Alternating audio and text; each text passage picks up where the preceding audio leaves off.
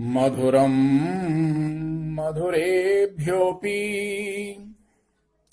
पावनेभ्योऽपि पावनम् मङ्गलं मङ्गलेभ्योऽपि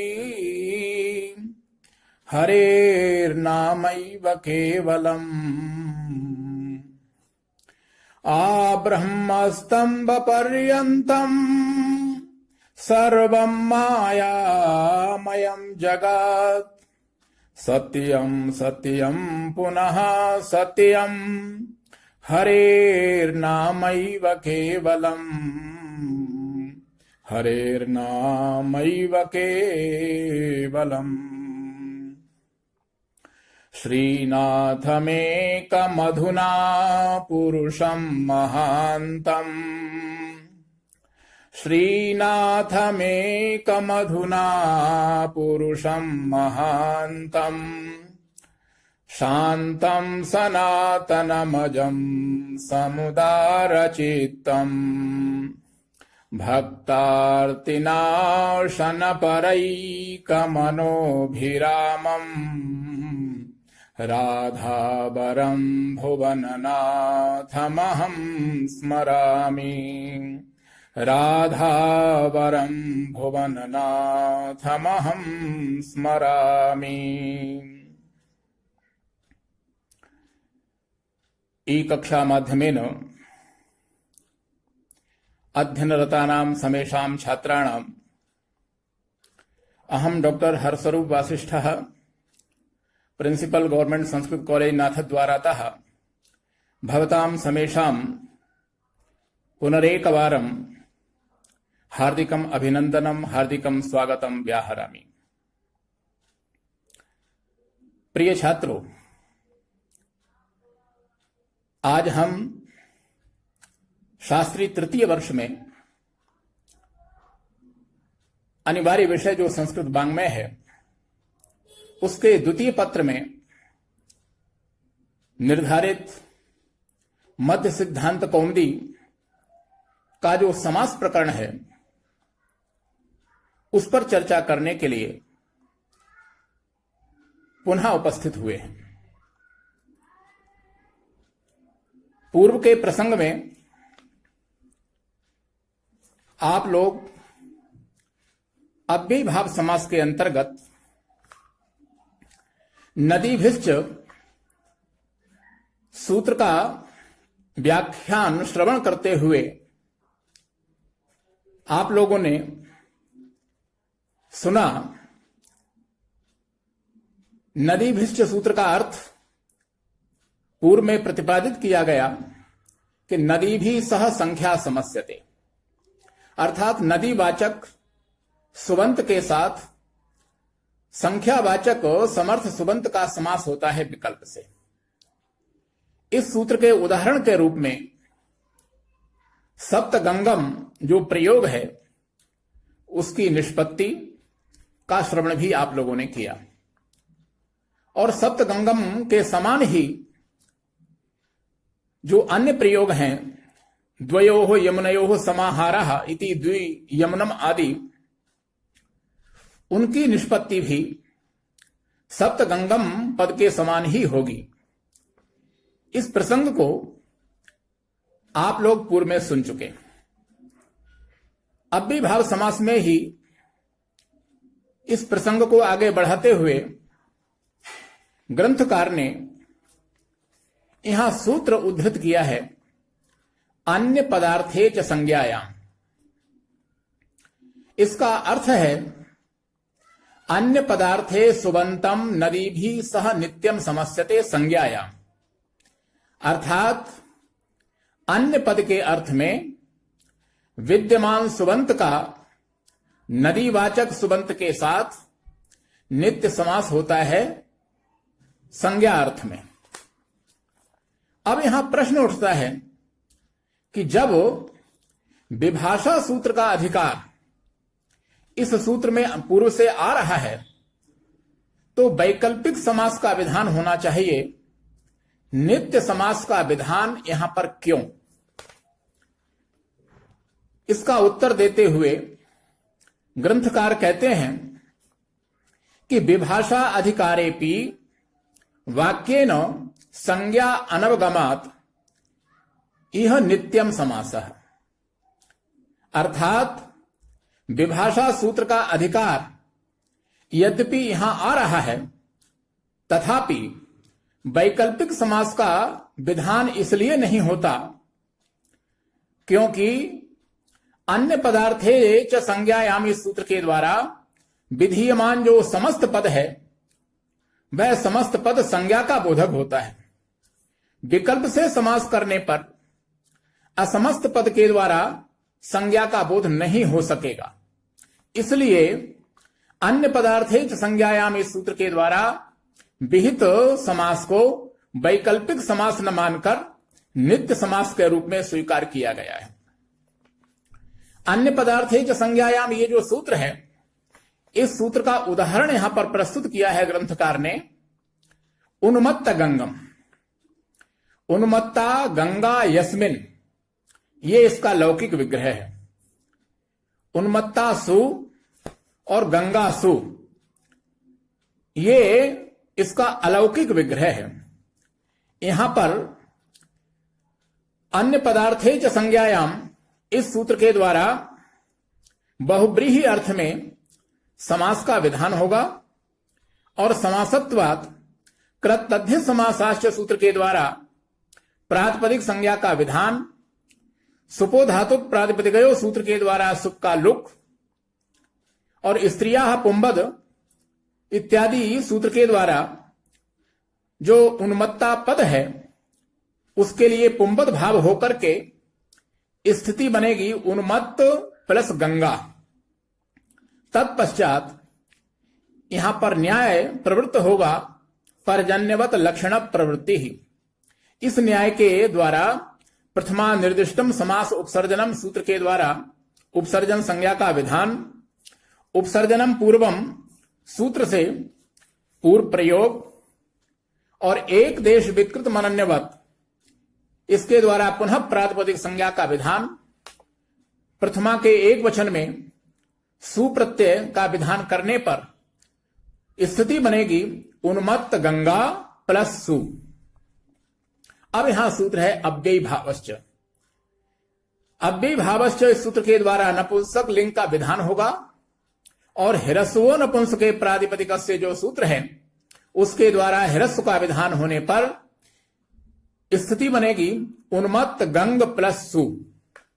तत्पश्चात सूत्र यहां प्रवृत्त होगा अव्ययी भावश्च।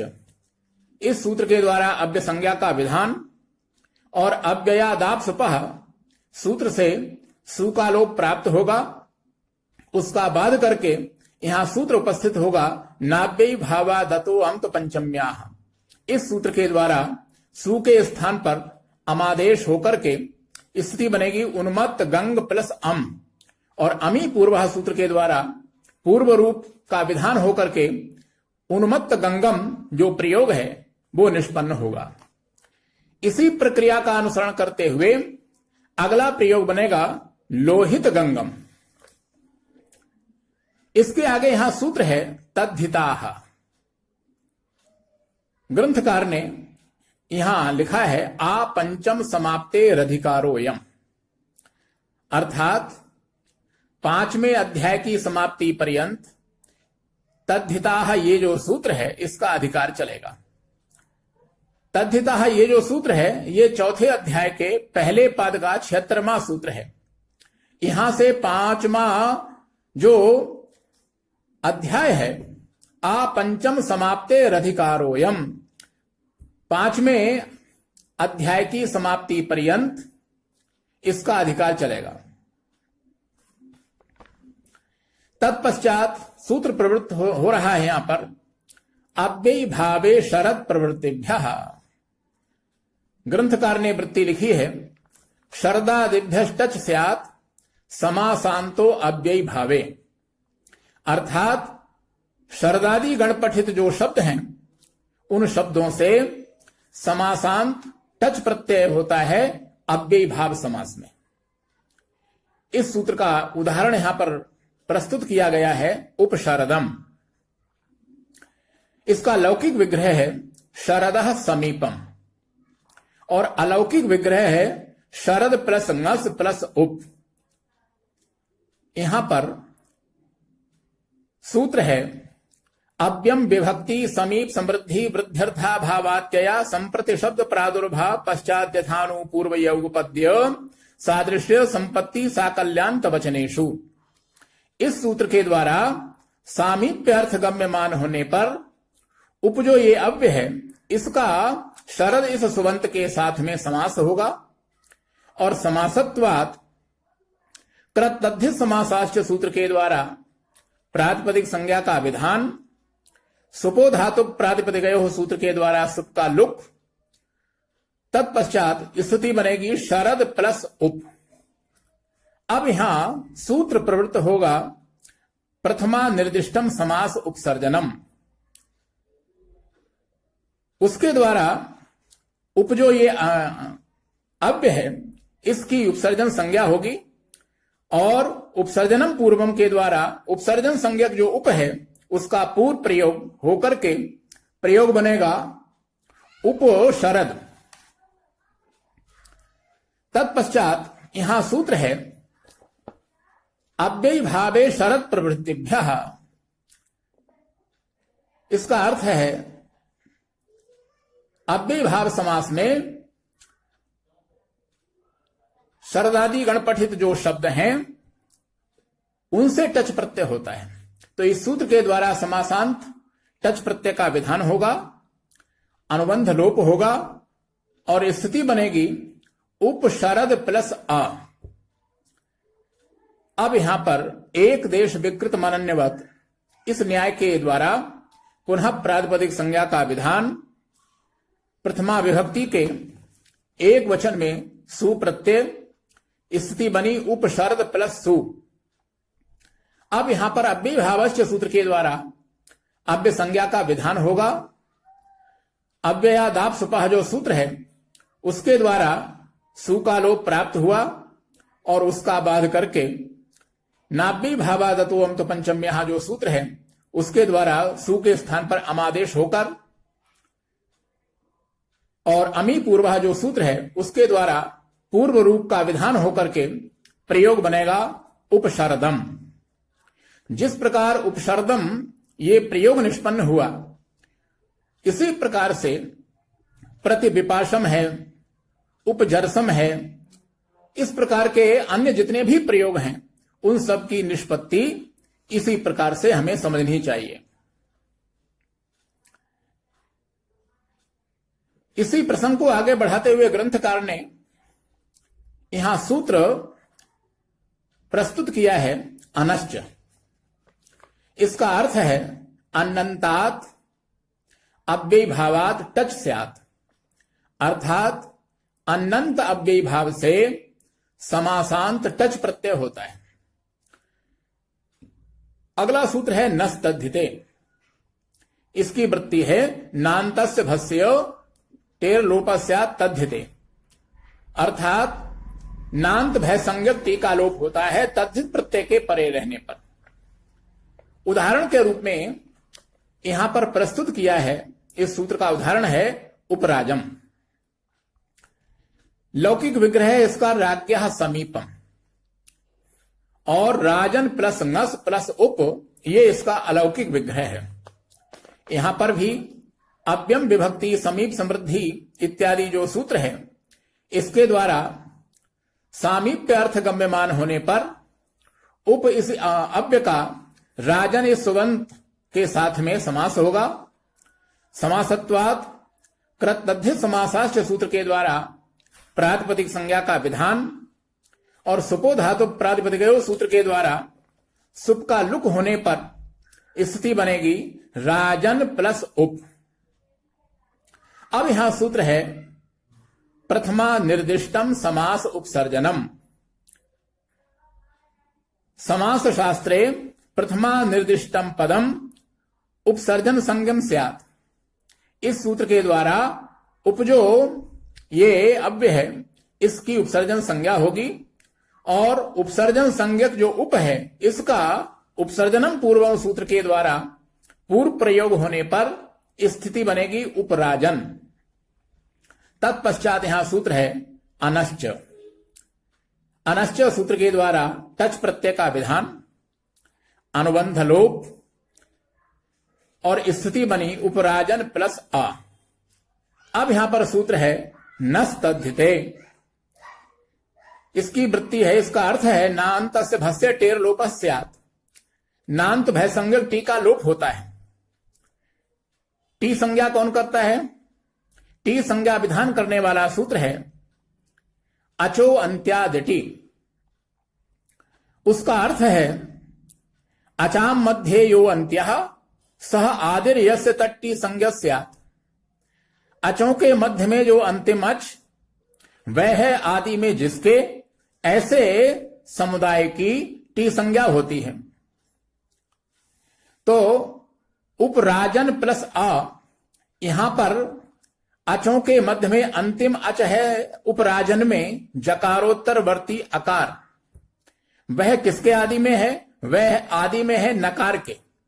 इसलिए जकारोत्तरवर्ती अकार और नकार यानी अन जो ये समुदाय है ये टी संज्ञक है। टी संज्ञक होने के कारण नस्तद्धिते सूत्र के द्वारा इस टी का हो जाएगा लोप। स्थिति बनेगी उपराज प्लस आ। तत्पश्चात एक देश विकृत अनन्यवत, इस न्याय के आधार पर पुनः प्रातिपदिक संज्ञा का विधान। प्रथमा के एक वचन में सु प्रत्यय होगा, स्थिति बनेगी उपराज प्लस सु। अब सूत्र है यहां पर अव्ययी भावश्च। इस सूत्र के द्वारा अव्यय संज्ञा का विधान। अव्ययादाप सुपह सूत्र के द्वारा सु का लोप प्राप्त होगा। उसका बाध करके सूत्र है नाव्ययी भावादतो अंत पंचम्याः। इस सूत्र के द्वारा सु के स्थान पर अमादेश अमी पूर्व सूत्र के द्वारा पूर्व रूप होकर के प्रयोग बनेगा उपराजम। इसी प्रयोग को जब आप संस्कृत में लिखना चाहेंगे तो आपको लिखना चाहिए कि उपराजम इत्यत्र राज्ञः समीपम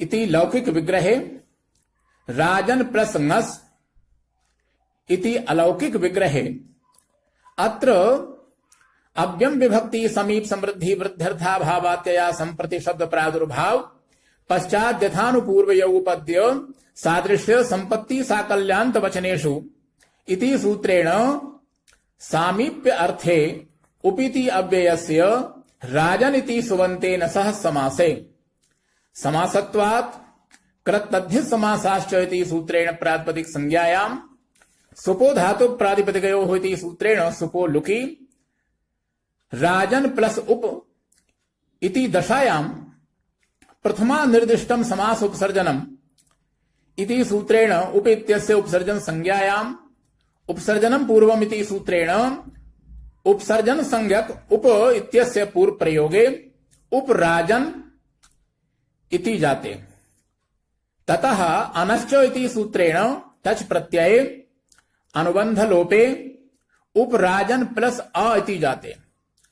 नस्तद्धिते इति सूत्रेण टेर लोपे उपराज प्लस अ इति दशायां एक देश विकृत अनन्यवत इति न्यायेन पुनः प्रातिपदिक संज्ञायां प्रातिपदिकत्वात् प्रथमैक वचने सुप्रत्यये अव्यय भावश्च इति सूत्रेण अव्यय संज्ञायां अव्ययादाप सुपः इति सूत्रेण सु इत्यस्य लोपे प्राप्ते तम प्रबाध्य नाव्यय भावादतो अंत पंचम्याः इति सूत्रेण सु इत्यस्य स्थाने अमादेशे अमी पूर्वः इति सूत्रेण पूर्व रूपे कृते उपराजम इति रूपस्य सिद्धिर्जायते। अगला उदाहरण है अध्यात्मम। अध्यात्मम इस प्रयोग का जो लौकिक विग्रह है वह है आत्मनि प्लस अधि और अलौकिक विग्रह है आत्मन प्लस नी प्लस अधि। इस अलौकिक विग्रह में समास विधायक जो सूत्र है अव्यम विभक्ति समीप समृद्धि वृद्ध्यर्था भावात्यया संप्रति शब्द प्रादुर्भाव पश्चात यथानुपूर्व यौपद्य सादृश संपत्ति साकल्यान्त वचनेषु। इस सूत्र के द्वारा विभक्त्यर्थ में अधि इस अव्य का आत्मन सुबंत के साथ में समास होगा और समासत्वात् कृतध्य समासाश्च सूत्र के द्वारा प्रातिपदिक संज्ञा का विधान और तत्पश्चात सुपो धातु प्रातिपदिकयो सूत्र से सुप का लुक होने पर प्रयोग बनेगा आत्मन प्लस अधि। इस स्थिति में सूत्र है प्रथमा निर्दिष्टम समास उपसर्जनम। इस सूत्र के द्वारा अधि इसकी उपसर्जन संज्ञा और या संज्ञा सासा प्रयोजनपति जो संज्ञाएं होती हैं उनका कोई ना कोई प्रयोजन होता है। यहां पर प्रथमा निर्दिष्टम समास उपसर्जनम सूत्र के द्वारा होने वाली जो उपसर्जन संज्ञा है, इस उपसर्जन संज्ञा का प्रयोजन है उपसर्जनम पूर्वम सूत्र के द्वारा उपसर्जन संज्ञक शब्द का पूर्व प्रयोग। तो उपसर्जनम पूर्वम से अधि का पूर्व प्रयोग होने पर स्थिति बनेगी अधि प्लस आत्मन। अब सूत्र है अनश्च। इस सूत्र के द्वारा टच प्रत्यय का विधान अनुबंध लोप होने पर स्थिति बन जाएगी अधि प्लस आत्मन प्लस अ। अब यहां पर सूत्र है नस्तद्धिते। नस्तद्धिते सूत्र के द्वारा आत्मन में जो टी संज्ञक समुदाय है अन, उसका लोप होगा, क्योंकि टी संज्ञा विधान करने वाला सूत्र है अचो अंत्यादिटी। उसका अर्थ है अचाम मध्य यो अंत्यः सह आदिर यस्य तत् टी संज्ञक स्यात्। अचों के मध्य में जो अंतिम अच वह है आदि में जिसके ऐसे समुदाय की टी संज्ञा होती है। तो आत्मन में अचों के मध्य में अंतिम अच है मकारोत्तरवर्ती अकार, वह किसके आदि में है? वह है नकार के आदि में। तो आत्मन में जो अन समुदाय है ये टी संज्ञक है और टी संज्ञक होने के कारण नस्तद्धिते सूत्र के द्वारा इस टी का होगा लोप। स्थिति बन जाएगी अधि प्लस आत्म प्लस अ। अब यहां पर सूत्र उपस्थित हो रहा है इको यणचि। इको यणचि सूत्र का अर्थ है अजब व्यवहित पूर्वत्व विशिष्ट इकोच्चारण प्रसंगे यण इति उच्चारणम साधु। अर्थात अजब व्यवहित पूर्वत्व विशिष्ट अगर कहीं पर इक है तो उसके स्थान पर यण का उच्चारण करना चाहिए। यहां पर अधि प्लस आत्म में अजब अच है आत्म का आ, उससे अव्यवहित पूर्वत्व विशिष्ट इक है अधि में धकारोत्तरवर्ती ई, उस ई के लिए यण का विधान होगा। इसी बात को सिद्धांत कौमुदीकार भट्टोजी दीक्षित ने लिखा इकः स्थाने यण स्यात् अचि संहितायाम विषय। अर्थात इक के स्थान पर यण होता है अच परे रहने पर संहिता के विषय में। तो इको यणचि सूत्र के द्वारा यहां पर अधि में जो ई है उस ई को यण का विधान होने पर प्रयोग बनेगा अध्यात्म। अध्यात्म की एक देश विकृत मनन्यवत इस न्याय के द्वारा पुनः प्रातिपदिक संज्ञा का विधान होगा और प्रथमा के एक वचन में सुप्रत्यय अव्यभावश्च सूत्र के द्वारा अव्य संज्ञा और अव्ययादाप सुपह सूत्र से सु का लोप प्राप्त होगा। उसका बाध करके नाभ्य भावादतो अम तो पंचम्याह इस सूत्र के द्वारा सु के स्थान पर अमादेश अमी पूर्व सूत्र से पूर्व रूप होने पर प्रयोग बनेगा अध्यात्मम। इसके पश्चात यहां पर सूत्र है नपुंसका दन्य तरस्याम। नपुंसका दन्य तरस्याम सूत्र का अर्थ लिखते हुए ग्रंथकार ने यहां पर लिखा है कि अनंतम यत् क्लीबम तदंतात अव्ययभावात् टच वा स्यात्। अर्थात अनंत जो नपुंसक लिंग तदंत अव्ययभाव से समासांत टच प्रत्यय होता है विकल्प से। इस सूत्र का उदाहरण यहां पर प्रस्तुत किया गया है। उपचर्मम और उपचर्म दो प्रयोग बनते हैं, उपचर्मम और उपचर्म। तो उपचर्मम का लौकिक विग्रह है चर्मणः समीपम और अलौकिक विग्रह है चर्मन प्लस ngस प्लस उप। इस स्थिति में अब सूत्र है यहां पर अव्यम विभक्ति समीप समृद्धि वृद्ध्यर्था भावात्यया संप्रति शब्द प्रादुर्भाव पश्चात यथानुपूर्व उपद्य सादृश संपत्ति साकल्यान्त वचनेषु। इस सूत्र के द्वारा सामीप्य अर्थ गम्यमान होने पर उप इस अव्य का चर्मन इस सुबंत के साथ में समास होगा। समासत्वात् कृतध्य समासाश्च सूत्र के द्वारा प्रातिपदिक संज्ञा का विधान और सुपो धातु प्रातिपदिक सूत्र से सुप का लुक होने पर स्थिति बनेगी चर्मन प्लस उप। इस स्थिति में प्रथमा निर्दिष्टम समास उत्सर्जनम, इस सूत्र के द्वारा उप की उपसर्जन संज्ञा होगी और उपसर्जनम पूर्वम इस सूत्र से उपसर्जन संज्ञक जो उप है उसका पूर्व प्रयोग होने पर स्थिति बन जाएगी उपचर्मन। तत्पश्चात सूत्र यहां पर प्रवृत्त हो रहा है नपुंसका दन्य तरस्याम। अन्य तरस्याम का अर्थ होता है विकल्प। तो नपुंसका दन्य तरस्याम इस सूत्र से यहां पर विकल्प से टच प्रत्यय होगा, अनुबंध लोप और तत्पश्चात सूत्र उपस्थित होगा नस्तद्धिते। नस्तद्धिते सूत्र के द्वारा चर्मन में जो टी संज्ञक समुदाय है अन, उसका लोप होगा और स्थिति बनेगी उपचर्म प्लस आ। इस स्थिति में न्याय यहां पर उपस्थित होगा एक देश विकृत मनन्यवत। अगर किसी समुदाय का एक देश विकृत हो जाता है तो वो अन्य जैसा नहीं होता। इस न्याय के आधार पर पुनः प्रातिपदिक संज्ञा का विधान होगा और प्रथमा के एक वचन में सु प्रत्यय आएगा। स्थिति बनेगी उपचर्म प्लस सु। तत्पश्चात सूत्र प्रवृत्त होगा यहां पर अव्ययी भावश्च। इस सूत्र के द्वारा अव्यय संज्ञा का विधान अव्ययादापसपः सूत्र से सु का लोप प्राप्त होगा और उसका बाध करके नाभ्य भावादतो अंत पंचम्याः, इस सूत्र के द्वारा सु के स्थान पर अमादेश अमी पूर्व सूत्र से पूर्व रूप होने पर प्रयोग बनेगा उपचर्मम। तो जहां टच प्रत्यय का विधान हो गया वहां तो प्रयोग बनेगा उपचर्मम। टच प्रत्यय का विधान चूंकि विकल्प से होता है तो जहां टच प्रत्यय नहीं होगा, टच प्रत्यय के अभाव में स्थिति है उपचर्मन प्लस सु।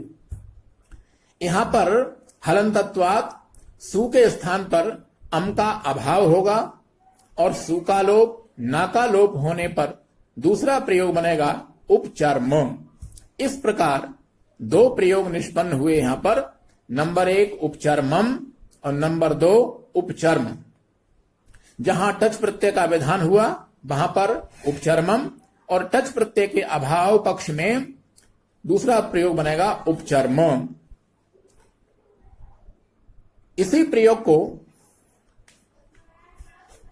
जब संस्कृत में हम लिखेंगे तो हमें लिखना चाहिए कि उपचर्मम इत्यत्र चर्मणः समीपम इति लौकिक विग्रहे चर्मन प्लस ngस प्लस उप इति अलौकिक विग्रहे अव्यम विभक्ति समीप समृद्धि वृद्ध्यर्था भावात्यया संप्रति शब्द प्रादुर्भाव पश्चात यथानुपूर्व उपपद्य सादृश्य संपत्ति साकल्यान्त वचनेषु इति सूत्रेण सामीप्यार्थे उप इति अव्ययस्य चर्मन इति सुबन्तेन सह समासे समासत्वात् कृतध्य समासाश्च इति सूत्रेण प्रातिपदिक संज्ञायां सुपो धातु प्रातिपदिकयोः इति सूत्रेण सुपो लुकी चर्मन प्लस उप इति दशायां प्रथमा निर्दिष्टम समास उपसर्जनम इति सूत्रेण उप इत्यस्य उपसर्जन संज्ञायां